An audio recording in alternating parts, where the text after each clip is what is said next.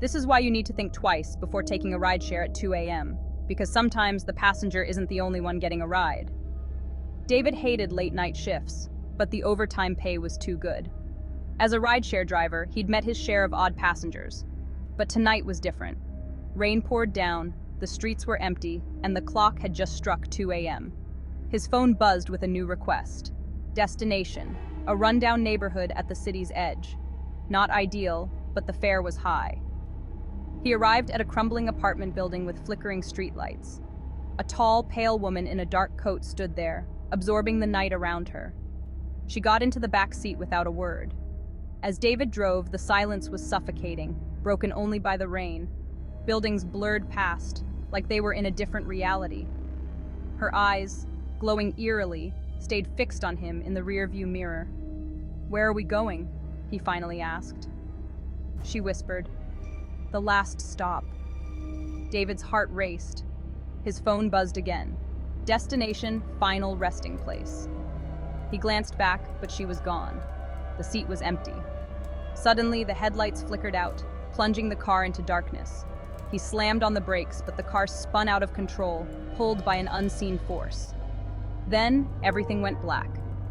Morning light revealed the abandoned car at the city's edge. No sign of David, no sign of the woman, only a single message on his phone. "Thank you for the ride." David had been driving for hours, his eyes heavy with fatigue. The rain made the roads slick and treacherous, but he pushed on, driven by the promise of extra cash. The rhythmic patter of rain on the windshield was almost hypnotic, lulling him into a dangerous state of drowsiness. He shook his head, trying to stay alert. His grip on the steering wheel tightened as he navigated the deserted streets, the city a ghost town at this hour. The new request came in just as he was considering calling it a night. The destination was far, but the fare was too good to pass up. He accepted the ride and set off, the car's headlights cutting through the darkness like a knife. Determined to make it through the night, David focused on the road ahead, unaware of the eerie events that were about to unfold. The neighborhood he arrived in was one he usually avoided. The buildings were old and crumbling, the streetlights flickering ominously. The woman standing under the streetlight was almost ghostly, her pale skin and dark coat blending into the night. She moved with an eerie grace as she approached the car. She slid into the back seat without a word, her presence filling the car with an unsettling silence. David glanced at the rearview mirror and was met with her glowing eyes, a chill running down his spine. As they drove, the city lights blurred past, creating a surreal, dreamlike atmosphere.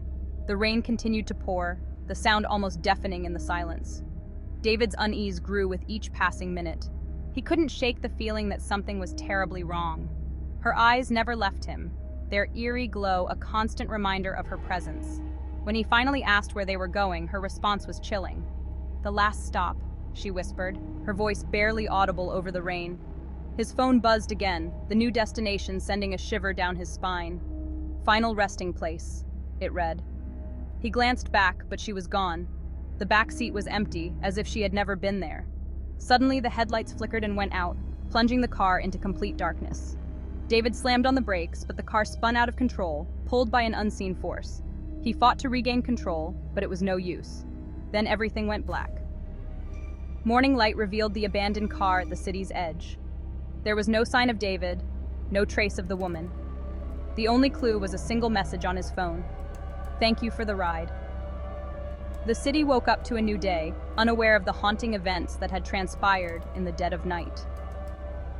The rideshare app still showed the final destination as final resting place, a chilling reminder of the night's events.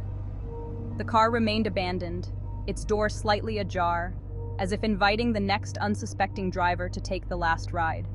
As the sun rose over the city, life went on, but the memory of that night lingered, a haunting tale of the last ride. David's face, frozen in fear, was the last image that lingered in the minds of those who heard the story, a reminder to always think twice before taking a rideshare at 2 a.m.